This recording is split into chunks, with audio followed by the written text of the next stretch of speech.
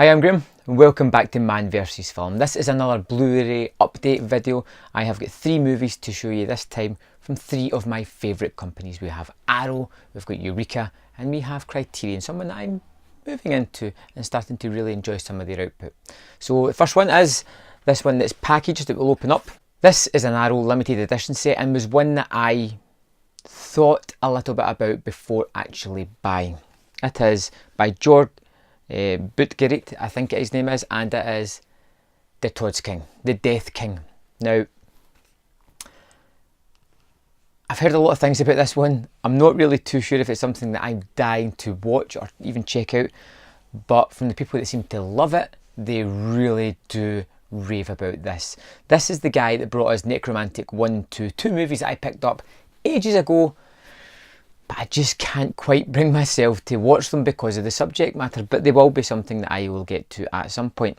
The Death King is 7 stories set over the 7 days of the week about various violent deaths or suicides, and it's intercut with scenes of a rotting corpse.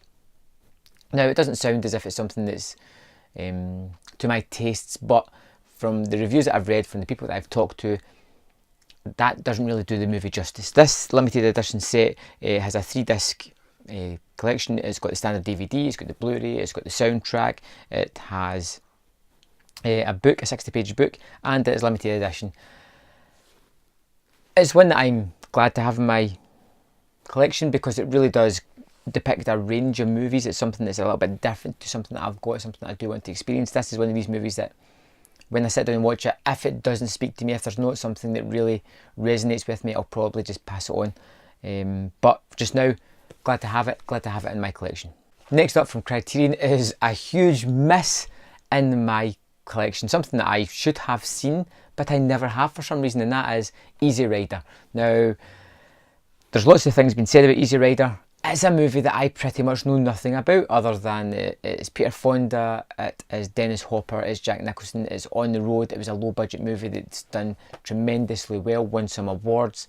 It is in the cultural ethos of America, and that's about it. I've seen certain scenes, I've seen the opening scene, I've seen various other scenes throughout my lifetime, but I've never actually sat down and watched the full movie because I never thought that it was really something that spoke to me, but I wasn't given it enough time to allow it to speak to me in any way, shape or form. This was a really good deal, picked it up for £5 second hand.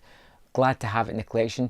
I will be checking it out, give it a time. Like I say, the legacy of this movie is pretty strong, so why wouldn't I give it at least a chance to see if it is going to resonate with me in any way, shape or form.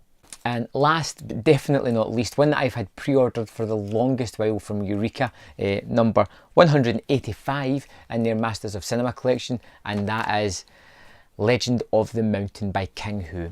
He was the guy that did A Touch of Zen and Dragons and The Swordsman.